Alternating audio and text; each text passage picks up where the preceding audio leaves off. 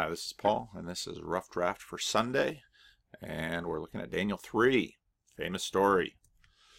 It's a very famous story, and it usually makes all the children's Bible story books. Do you recognize anybody in this picture? It's, you might, if you know anything about the Bible, you might say, why is Jesus in the book of Daniel? I thought Shadrach, Meshach, and Abednego got thrown into the fiery furnace. Why is Jesus standing in there with them? And you can see this is out of a box set of Bible stories. And we've got Jesus standing around little children from all over the world by the looks of their garb. And this is sort of how Bible story books sometimes go. There's a whole lot of interpretation in children's Bible story books, and not all of it good. Now Jesus didn't always make the picture, it appears, in this one over from an old Sunday school material. It seems to be kind of a 18-year-old Greek in there with Shadrach, Meshach, and Abednego, and here in the fiery furnace Bible lesson, you can put some Shadrach, Meshach on tongue depressors and then put them in the flames, and then what appears to be an angel complete with wings and halo and white gown goes into the fiery furnace. And then in this other picture, again, it's just sort of an angel in there. So what's going on with this? Well, let's read the story. King Nebuchadnezzar made an image of gold, 60 cubits high and 6 cubits wide, so about 10 to 1, could be as high as 90 feet tall. While it set up on the plains of Dura in the province of Babylon, he then summoned the satraps, prefects, governors, advisors, treasurers, judges, magistrates, and all the other provincial officers to come to the dedication of the image he had set up. So the satraps, prefects, governors, advisors, treasurers, judges, magistrates, and all other provincial officers assembled for the dedication of the image that King Nebuchadnezzar had set up, and they stood before it. Now, if you read Jonathan Haidt, you'll know that Nebuchadnezzar, by calling in all of his advisors, is looking to consolidate his power, to emotionally bind them all together. And the elephants, this is how you train the elephant beneath. And he's going to try to create one very large tribe and to have, by way of the image, have everyone be bonded together in submission to the image and submission to him. Now he's going to back this up. This is not an optional meeting. Then the herald loudly proclaimed, "Nations and people of every language," this is an empire, "this is what you are commanded to do as soon as you hear the sound of the horn, flute, zither, lyre, harp, pipe, and all kinds of music. You must fall down and worship the image of gold that King Nebuchadnezzar has set up. Whoever does not fall down and worship will immediately be thrown into a blazing furnace." So Nebuchadnezzar is a pretty shrewd dude. He understands how to bind people together with religion, with politics, with power, and he understands that both incentive and avoiding threats. This is kind of like, again, Jordan Peterson's self-authoring program. You write out what you want and you write out what you're afraid of. Nebuchadnezzar has them on both sides.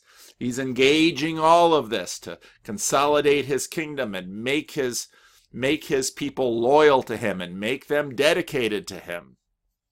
Therefore, as soon as they heard the sound of the horn, flute, zither, lyre, harp, and all kinds of music, all the nations and people of every language fell down and worshipped the image that King Nebuchadnezzar had set up. And now music is a very important part of this. I was just listening to I'm listening to a course on Nietzsche right now because I'm trying to improve my knowledge of Nietzsche. And one of the things that Nietzsche notes, that in the ancient Greek civilization, music was a big part of the theater, of the tragedies, because music is a way that kind of takes us over and brings us in the mood. There's no movie that we see today without music to set the tone. There's a soundtrack. And so Nebuchadnezzar is pulling out all the stops to make his kingdom great and to make his people loyal to him. Now, if you ever wanted to know how to be a dictator, and we've had a number of them recently, and some of them still persist, well, this is the trick that you have. How to get people to die for you rather than to supplant you and take the reins of power. Now, part of the difficulty that many of these dictators have are they are secularists. And what that sort of leaves is, well, you've got to be loyal to Saddam or Joseph Stalin or the dear leader. And if you're not loyal to them, but that leaves them vulnerable because these dear leaders are only men. And if the man goes down, well, it's open season and everybody's going to be scrambling up that hierarchy. Now smarter kings, which the ancient kings were, they knew how to use religion. And they locate something above you. They are there in submission to the god because, well, you might take a shot at bumping off the king, but if he's backed by a god, well, maybe you're going to think twice about it. Or maybe the god can transcend the life of the individual king. The upside of this is if you cross the king, you cross the god. And so Nebuchadnezzar wants to put this in everybody's mind. The downside is the king now has to submit to the god. And his character is supposed to measure up to that of the god. The other downside is that if the character doesn't measure up, or if the god's character doesn't measure up, or if the god is just kind of a projection of a petty dictator up another level, well, then you're going to have questions about other gods and how that can go. So King Nebuchadnezzar is working this, and sure, don't you know it, there's going to be hierarchy games underneath him. At this time, some astrologers came forward and denounced the Jews. They said to King Nebuchadnezzar, "May the king live forever." Always good to kiss up. "Your Majesty has issued a decree that everyone who has heard the sound of the horn, the flute, the zither, the lyre, the harp, the pipe," it's almost like ding, ding, ding, ding, ding, ding, ding, "and all kinds of music must fall down and worship the image of gold, and that whoever does not fall down and worship will be thrown into a blazing furnace. But there are some Jews whom you have set over the affairs of the province of Babylon." Well, tear these guys down the hierarchy and supplant them. That's what the game is, right? Shadrach, Meshach, and Abednego, who pay no attention to you, your Majesty. They neither serve your gods, they're not down with the God game, nor worship the image of gold you have set up.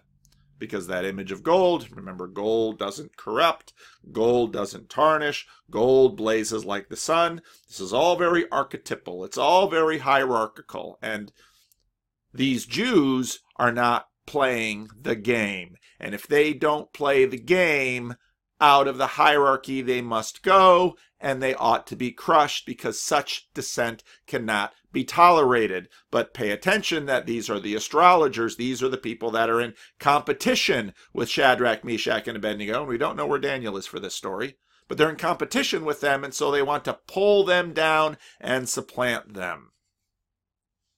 Now, last week we talked about the fact that as Augustine is processing all of this in the ancient world, he says that Christians should be the best citizens, and they should be the best citizens because by virtue of their special way of allegiance, they should both not be freaking out nor sucking up, and not be prone to the melodramatic anathemas or unctuous neediness of the empire. Now, I was catching up on my Walking Dead, and towards the end of season 8, the struggle is all against Negan. And there comes a point when Negan gets weakened, and Simon wants to get Dwight down for taking Negan out. And this is what every dictator fears. And in fact, Negan's been pretty smart because Negan has, both by carrots and sticks, by circuses and threats, created a culture in the whole community when asked, "Who are you?" "I am Negan." He's taken his identity and he's pushed it out through the community, and everybody understands how the game is played. But here's the thing. If your highest value is individual ambition, security, or comfort, well, do you really have any allegiance to Negan? Are you really Negan? Or do you want to become the new Negan by killing the old? Or is there a system that actually has other values that are not located in a person? Because here's the thing about values. They can't be killed. But what happens when your values of loyalty, and I'm talking, of course, about the good guys in The Walking Dead, Rick and his tribe, but the values come into competition with survival, especially when there's a tyrant. What do you do?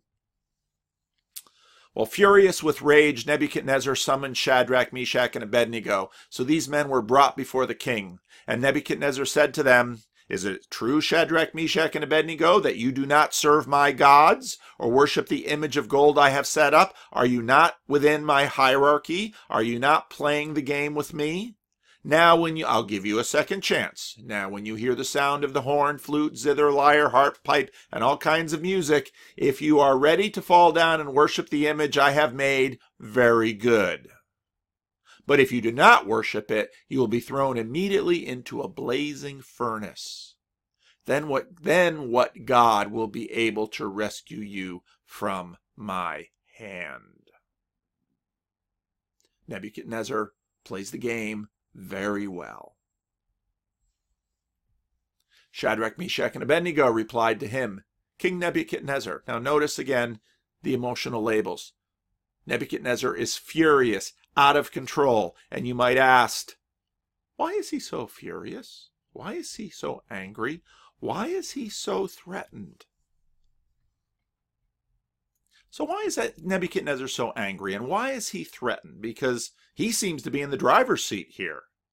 Well, he understands something about his game, that his game is in many ways so fragile that just these three individuals can, by simply not bowing down, seem to upend his entire game, seem to threaten his entire empire. He is in a no-win situation. He seems to like these three. He doesn't want to kill them because they're valuable to him. As Negan keeps saying, people are resources. These guys can be useful. These guys can be used. In some ways, they're his best citizen, but this he cannot tolerate.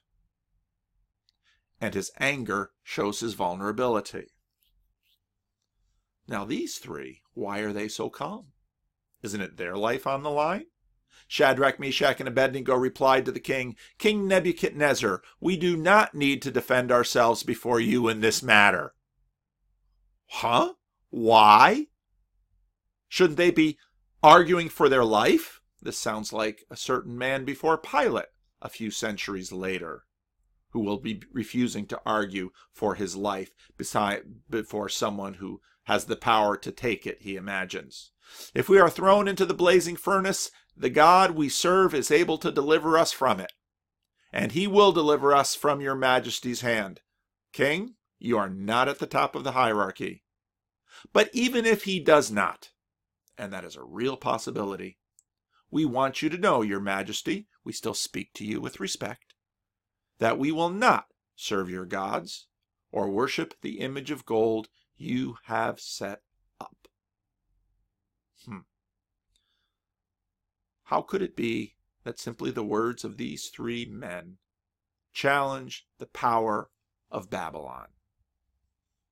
Then Nebuchadnezzar was furious with Shadrach, Meshach, and Abednego, and his attitude towards them changed. He ordered the furnace heated 7 times hotter than usual and commanded some of the strongest soldiers in his army to tie up Shadrach, Meshach, and Abednego and throw them into the blazing furnace. So these men, wearing their robes, trousers, turbans, and other clothes, were bound and thrown into the blazing furnace, and the king's command was so urgent and the furnace so hot that the flames of the fire killed the soldiers who took up Shadrach, Meshach, and Abednego, and these 3 men, firmly tied, fell into the blazing furnace. Now, how do you orient yourself or make your choice? Do you save your skin? Do you kiss up? Do you kick down? Is there something above the king? Something the king isn't putting there, something the king isn't putting there to play the God card with? How would you know it? How would you know who might be above the king, someone who was older than the king, someone that was there before the king, someone not propped up and promoted by the king, someone that even the king himself should fear. And then what does the king's character indicate in this story? And how much are you willing to risk? Actually going to move this. Then King Nebuchadnezzar leapt to his feet in amazement and asked his advisors, "Weren't there 3 men we tied up and went into the fire?" They replied, "Certainly, your majesty." He said, "Look, I see 4 men walking around in the fire, unbound and unharmed, and the 4th looks like a son of the gods." Nebuchadnezzar then approached the opening of the blazing furnace and shouted, "Shadrach, Meshach, and Abednego, servants of the Most High God, come out here." So Shadrach, Meshach, and Abednego came out of the fire. You would have thought they'd say, "You threw us in here, we'll stay a while." And the sage and this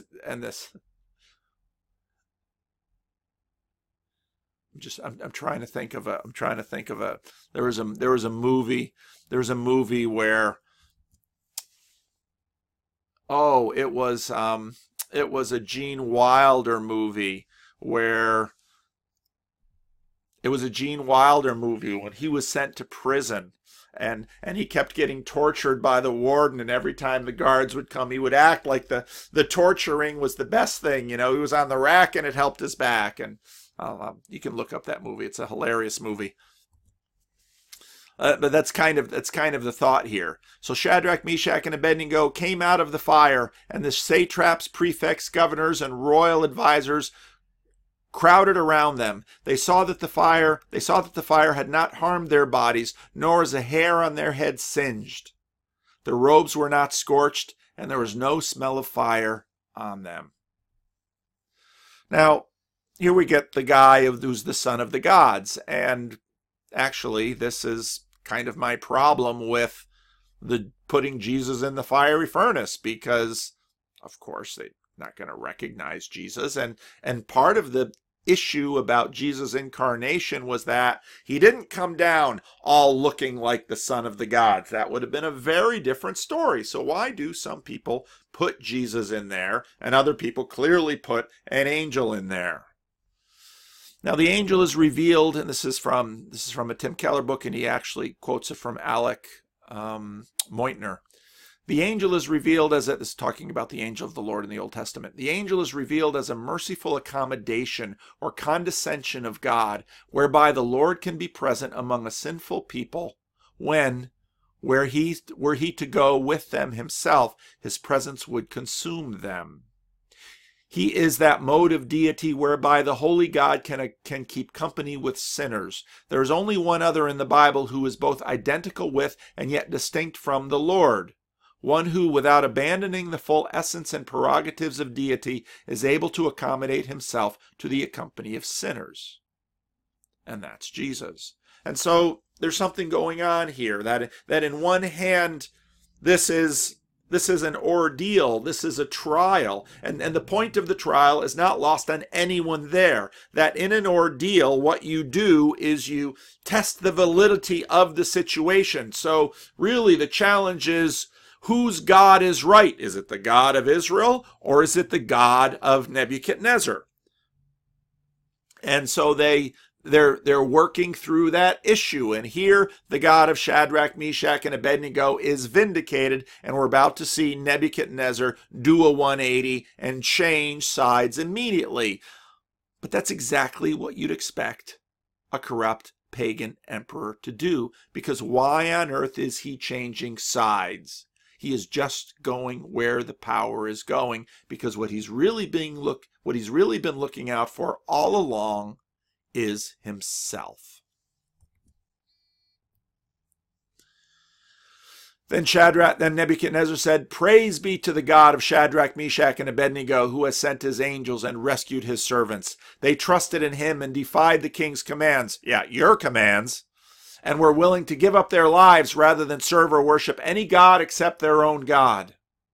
That's why they're the best servants. king. That's why they're honest. That's why they're trustworthy. That's why they're incorruptible, because they have a God that is above you. And even if the king is corrupt, they will defy him.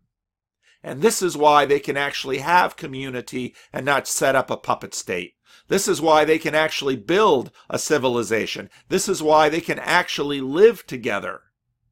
Therefore, I decree that people of any nation or language who say anything against the God of Shadrach, Meshach, and Abednego will be cut into pieces and their houses be turned into piles of rubble, for no other God can save in this way.